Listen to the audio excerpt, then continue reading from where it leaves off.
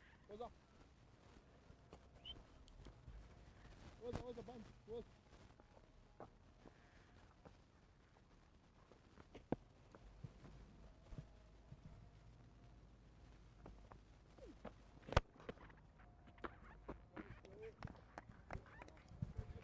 come a bit, eh? And good to see that the keeper is just also trying to assist the captain and also the bowler.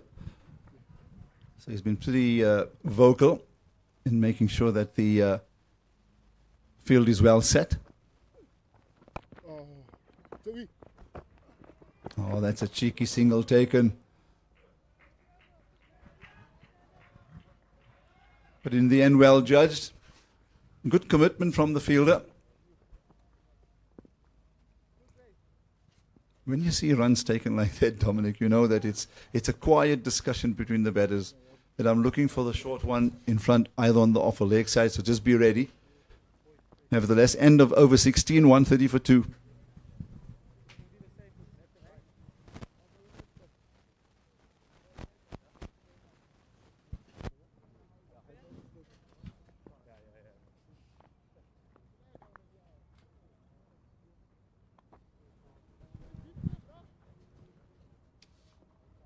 And we've got a change from the north end of the ground. Daniel Bosman into the attack to bowl his off spinners.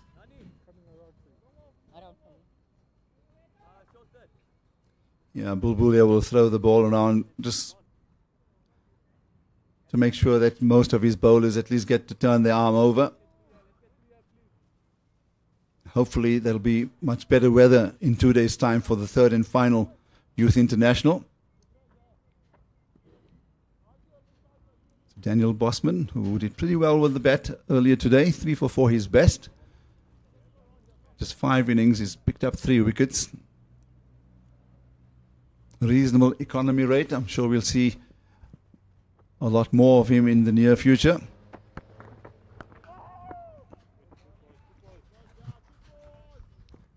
And what I saw, the little bit I saw of him at Kamajolo week, he does try to get through his overs relatively quickly.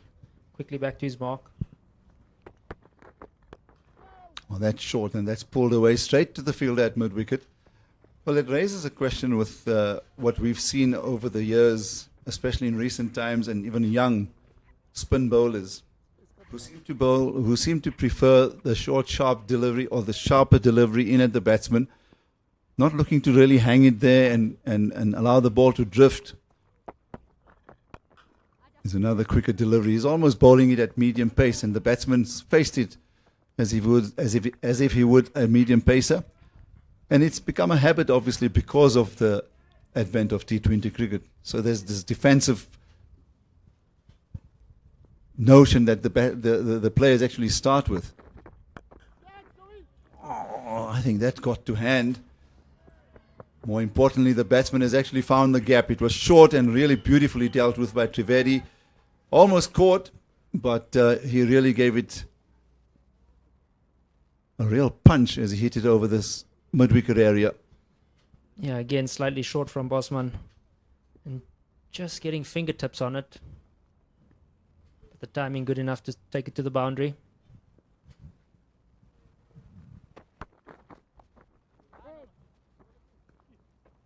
Yes, as you said, Aslam, pretty quick and pretty flat. Unfortunately, that's the nature of how the game's gone, but there is still... You see it with Keshav Maharaj, there's still room for people to bowl it with change of pace, a bit of guile. And yep. Beat people in the air. I saw it the other night, actually. Nicholas Puran was taking him on, and he dispatched him in the one over. He did him for quite a few, and then he bowled the next over, and he actually beat him with the one that was bowled about 15k slower than what he bowled the previous over. So it just shows you that in the modern game there is still place for that. Indeed, and well, look, these guys are young. I think the longer they play, the longer version that they play as well, they'll pick up all of those little bits of information that's important if they want to succeed. But there's so much of focus on white ball cricket that those issues are not discussed early on in the careers, but I'm sure as they go on, we'll see more of that, because clearly we've seen in world cricket that as you've just described Keshav Maharaj as an example, that there's so much of room for that. And we've seen some good spinners come through at international level as well in South African cricket. In fact, Simon Harmer's one that's done well in recent times. I was about to come to say that even he's shown that at a later age, all of that experience has been good for him and the country as well. Here's an attempted cut. I thought for a moment he may have got an edge to it, but it was more of the wicketkeeper, unfortunately, unable to gather that.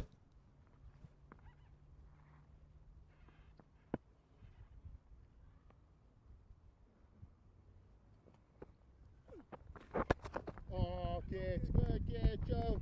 Good catch.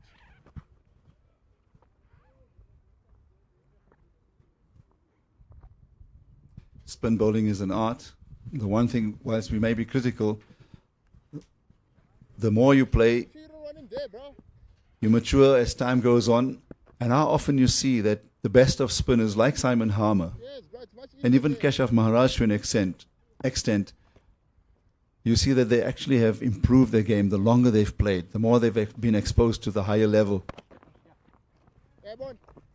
It's a neat looking drive out to the offside for just a single. Yo, Nani. Yeah, and I think the reason for that is that over your experiences, you learn what you can and you can't do on particular surfaces. And against certain players, you learn how to bowl to certain players. So, as an example, we saw with Surya Vanshi this earlier on. If you bowl short, if you bowl wide, he's keen to take it on. So the margin of error is small against really good players. And the only way you're going to learn is by making those mistakes against those players. Slightly airborne as he made room to cut that Kundu. Very fine striker of the ball. On that occasion, maybe the bounce just beat him somewhat. He went through with the stroke. Fortunately, it didn't carry.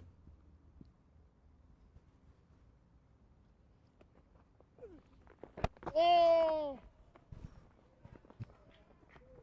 Keep on, Abu, keep on. Looks like he played that very convincingly to me. Up the ground for one. That ends the 18th. 139 for two. Let's go, let's get through, please, come on.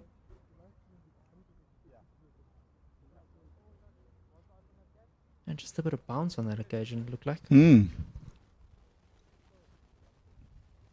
Very traditional stance by Kundu.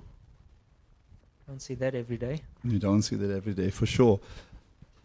I think there Kachini maybe just gave it a little more of a rip. That's why it hit the seam and bounced, went through with the stroke.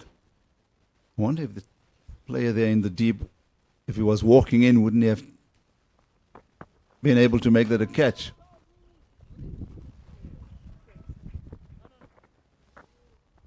They're in no real hurry, and they shouldn't be. They need 34 to win of 53 deliveries. Game reduced on 2 occasions because of a light rain and also the threat of lightning. So a further reduction means that India have a very easy target. As you see, there 34 needed.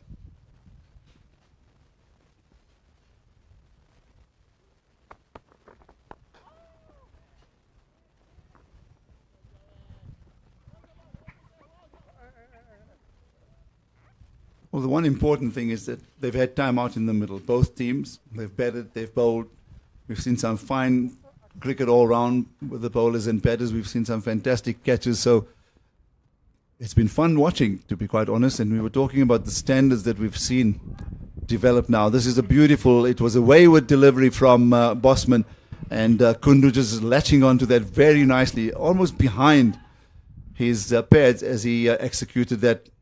And he's got the sweep going fine for 4. Yeah, very, very far down the leg side. And he's almost just caught up with it. And just helped it on its way. And again, this outfield's been so quick. You don't have to hit it that hard to get it to the boundary. That boundary brought up the 50 partnership between Trivedi and Kundu.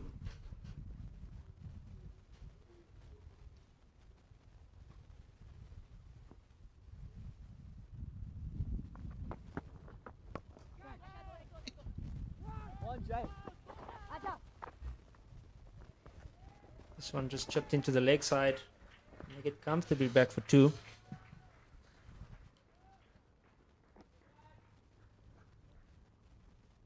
Kundu was run out in that first match for 21 of 33. He looked really very, very much the part. And then Vedant Trivedi was caught by Paul James, of excellent catch of the bowling of Ntando Soni for 21. And those were the 2 wickets we just felt that maybe there were soft dismissals. And you know that the bowling team didn't earn those wickets. Nevertheless, end of the 19th over, 147 for 2. 27 needed of the remaining 48 deliveries under bright sunshine here in Benoni. India will be very pleased to go 2-0 up. South Africa winning the toss today, electing to bowl first, and limited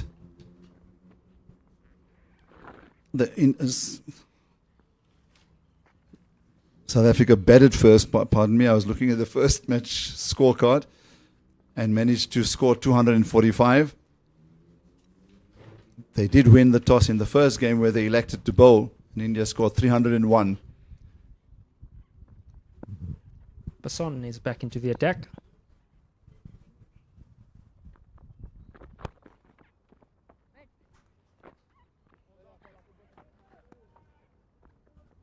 And look, you want to play it hard. It's an international. You don't want to make things too easy for the opposition.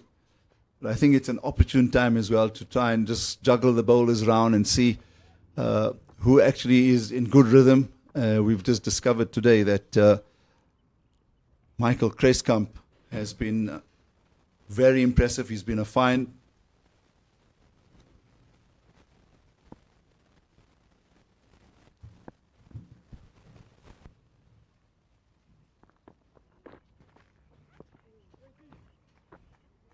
There's a slow ball bouncer, just literally looped over the batsman, decided to pull out of that shot. I think great lessons out of this game for this under-19 side going into the World Cup. I think the biggest thing that they could potentially learn is saw an innings from the captain Suraya Vanshi at a men's international standard and what it's like to play against players that have played in the IPL. So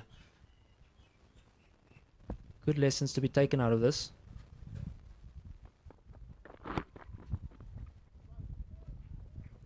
Single easily taken. So I'm going to leave you in the capable hands of Ken Borland, and the two of you can describe the end of the match. Partnership 53, 148 for 2, and 26 needed of 45 deliveries.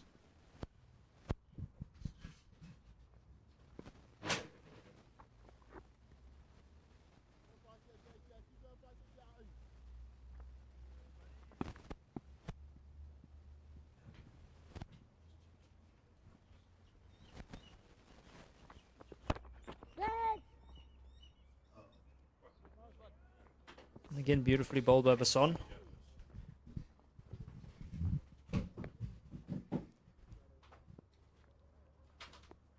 Yeah, nice tight lines from Basson here. As I was saying to Aslamkin, some great learnings from this under-19 side. We saw a high-quality innings from their captain, and just a fine example of what it's like to be on an IPL/international stage and what that looks like.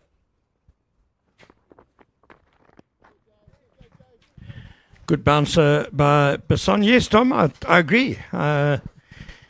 Lessons to be learned from their batting, from how the innings kind of faded away from 189 for 4, 245 all out, and then how to deal with when someone just gets stuck into you, like Suryavanshi did in the early stages of the innings. How do you handle that? How do you claw your way back?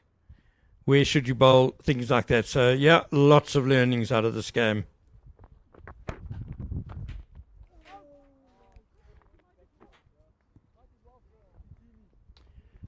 always the bigger picture in mind. The Junior World Cup starting on the 15th of January. That's the big show. No one will remember this result after that World Cup. Into the 20th over, 148 for 2, and India need just 26 more runs in 7 overs.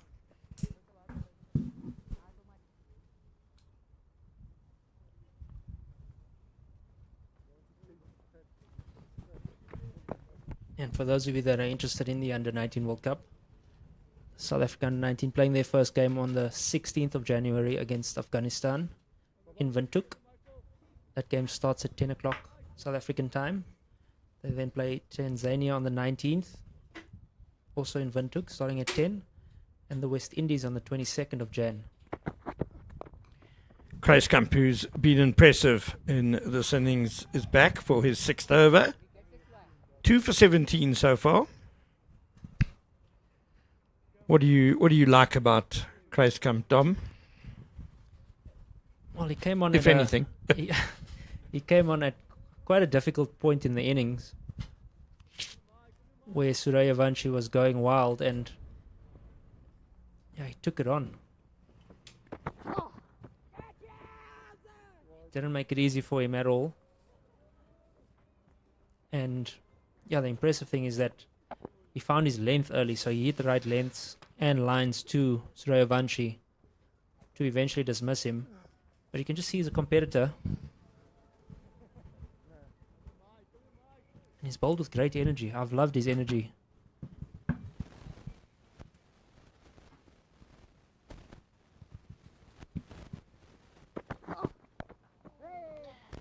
He does bring it back nicely into the right-handers, just cramping them up a bit for space. And a bit of bounce on the odd occasion too. I saw while I was off here, a couple of the Indian batters were just stuck on the glove. Shows that he is hitting the deck nice and hard.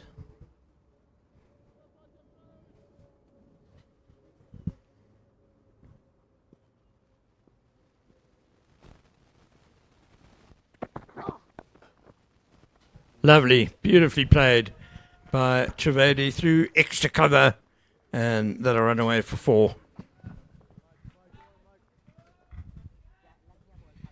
$150 up for India under 19 of just 130 deliveries, 11 fours and 10 sixes. All of those sixes from the bat of Suryavanshi in an astonishing assault.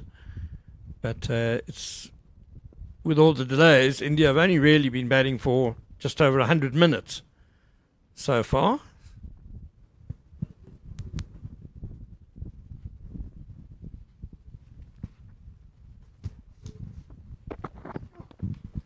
Again, there's that bounce, Dom, you were talking about. Well bowled. Well bowled, Kruiskamp.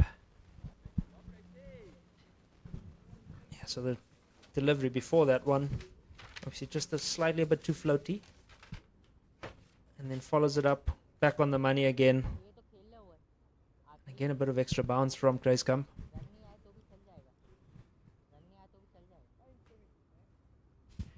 And he's not a hugely tall fellow either.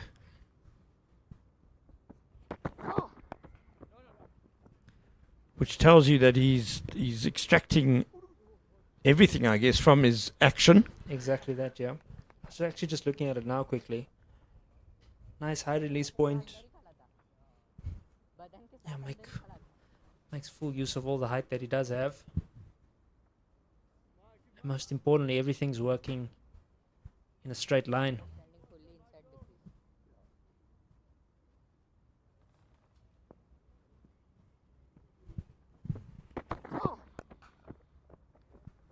On top of the bounce nicely that time, Trivedi for 1. 21 gone, 154 for 2. So India just require another 20 runs for victory in this twice reduced innings of theirs.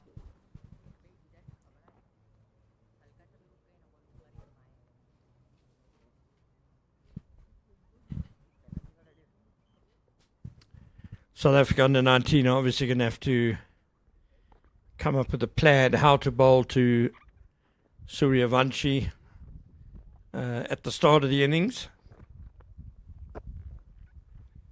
Perhaps look at the personnel as well that they use with the new ball.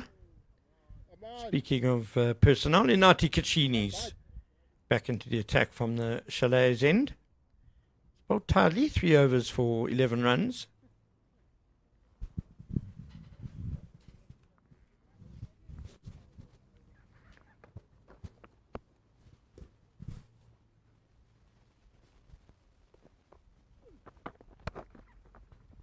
Excellent footwork by Trivedi, creating space to cut what... I mean, I think that's pretty well been cut off the stumps. It looked to be off middle stump, that one. Just slightly short, so nice forward press, quickly into position, identifying that it's short. Then, as you said, creating space with his body, getting that to the cover sweeper.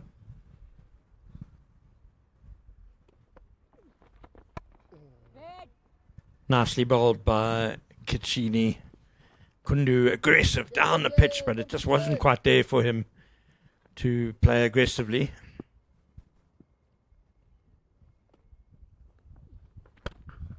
Oh, on the full, over cow corner, out the ground, another 6.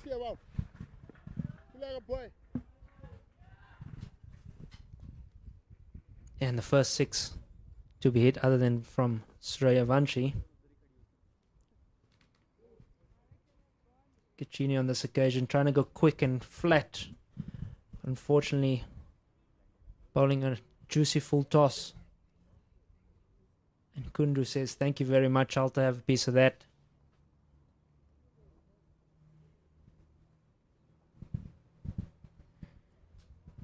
Just waiting for the ball to be returned from behind the grandstand.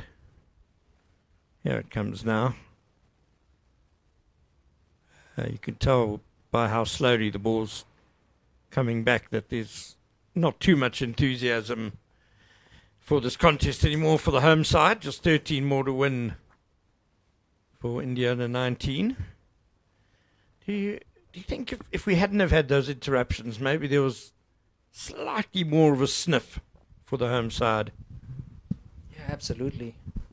So that stage, 103 for 2. So still 130 odd, 140 odd to get another 2 more wickets in quick succession there, and it's very much game on.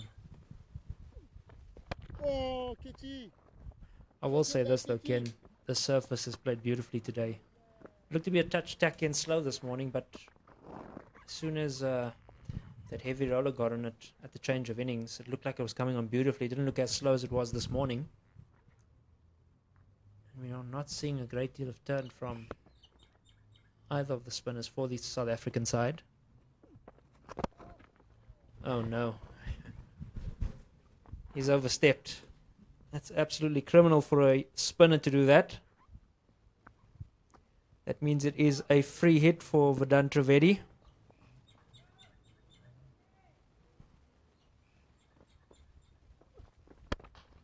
Quick and flat, but the batter responds in kind, but not really timed, so it'll just be the single. Tom, hindsight obviously being an exact science. Changing your decision at the toss? Absolutely not. Still think batting first was the right decision.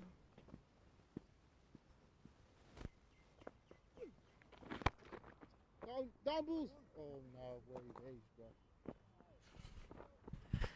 Just the fielding has lost a bit of edge as well for the under-19s. A few balls that probably would have been cut off earlier in the innings. Now going under fielders, London Bridge, into the over, 165 for 2. Yeah, Ken, I don't think my decision would have changed. At the end of the day, it's the cricket that you have to play, and the toss only starts the game. So, winning the toss, but under par with the bat, and then I would say caught a bit off guard by Suryavanchi's innings. A player like him, you've got to be on the money from the offset, and we saw he hit the first ball out the park for 6 that he did face today. So put the South African bowlers under pressure immediately.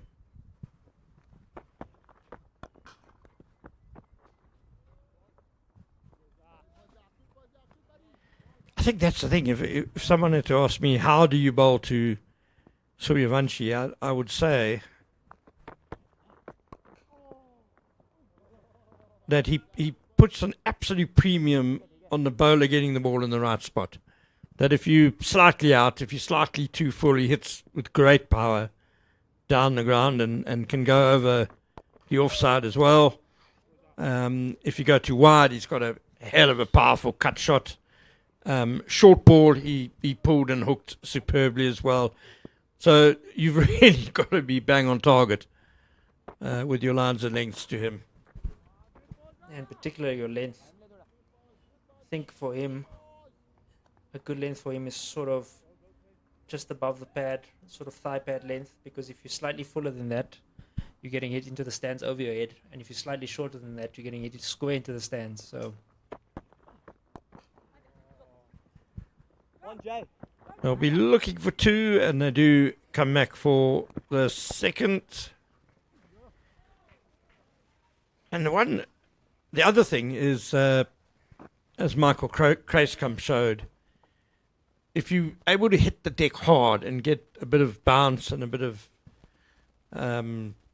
zip off the pitch and in towards his body, cramping him, beautiful shot. But there is a fielder down below us. We can't see him on our window, but we see him on our TV screen, TV monitor. Kraeskamp doing the fielding there. Yeah, players like Suryavanshi, you've got such a small margin of error. So again, if you miss slightly, you're getting put into the stands, and that's just also the experience of playing in the IPL that he's experienced himself. 23 gone, 169 for 2.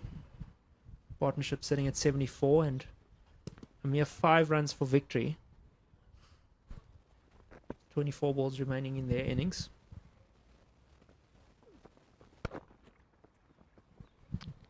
Four to get.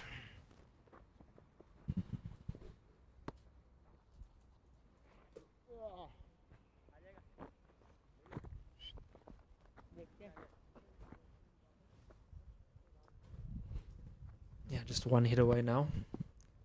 And mid-on coming up. That's an enticement if ever I've seen one. And Kundu was looking that way. Catch. Azar! Does look like he's thinking about it. Run down over the top. I can see it now.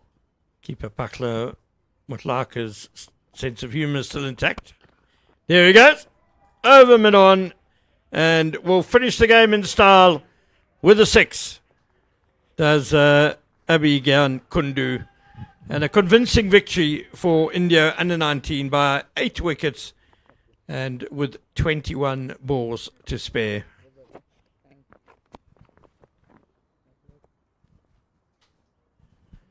Kundu finishes on 48 not out of 42 deliveries. Impressive innings by him. His partner Trivedi, 31 not out of 57 balls. I think he was content just to almost get some batting practice out there. Yeah, as you would. Yeah, convincing victory by India under 19, winning this match by 8 wickets over South Africa under 19. As we saw earlier, Suryavanshi 68 of 24, and he absolutely blitzed it from the offset. Abhigan Kundu 48 not out, 42, and supported nicely by Venda Trivedi 31 not out. Michael Kraeskamp, the pick of the bowlers for South Africa, 2 for 23 in his 6. He was very impressive, as we've been speaking about. And then not much to really speak about. Bosman 3 overs, not for 18. Kraeskamp playing his first game for the SA under 19s, and I think he might have earned himself another game on Wednesday, I'd say, trying to obviously bowl himself into the first choice starting 11 for the World Cup. He did a really good job today with the ball, and in very difficult circumstances, as we see the two teams shaking hands, and India will be buoyant, having won the series with a game to spare. South Africa under 19, work to be done, but there have been glimpses and flashes. That wonderful 100 by Jason Rowles today, 114 off 113, put them in a position where they really should have got more than 245. Kishan Kumar, brilliant with the ball, the left arm seamer. 1 of 3 in this match, 4 for 46 for him. And yeah, it's a good week also for a few guys who have birthdays this week in this match. Dipesh Devendran turned 18 yesterday, so best wishes to him. He didn't have much to do today. Kishan rather stole the spotlight. And Inati Kitsini turns 19 on Friday, and Bayanda Majola 19 on Thursday. So hopefully they'll have something to celebrate after Wednesday's game. Yeah. In Joburg on your birthday.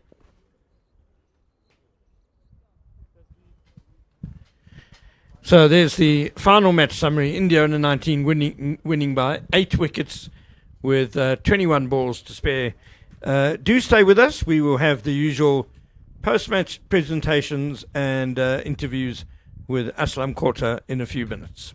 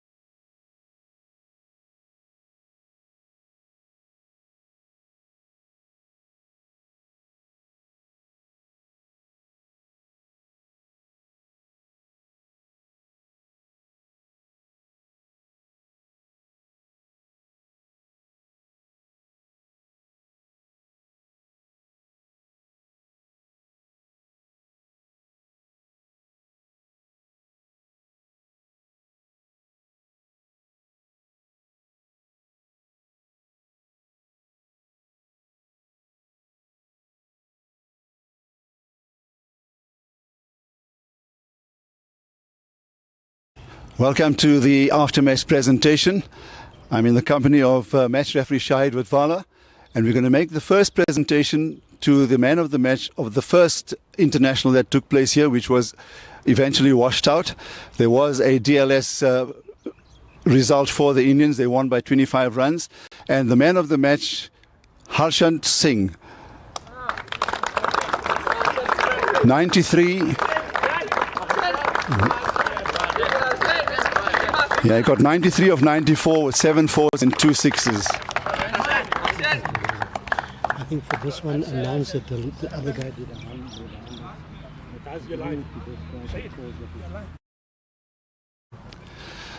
And then to today's match, there were obviously two performances that alerted us and highlighted the performances that we saw today.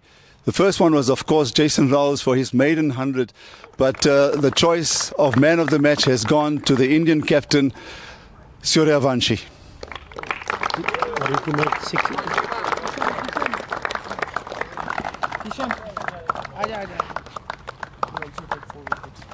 No. No. Vaibhav Suryavanshi, 68, came off 24 balls with 10 sixes and 1 4. A magnificent performance, a memorable one. And whilst he's here, we can thank him for that. Thank you, Mr. Watvala. And now I'd like to call upon the South African captain, Mohamed Bulbulia.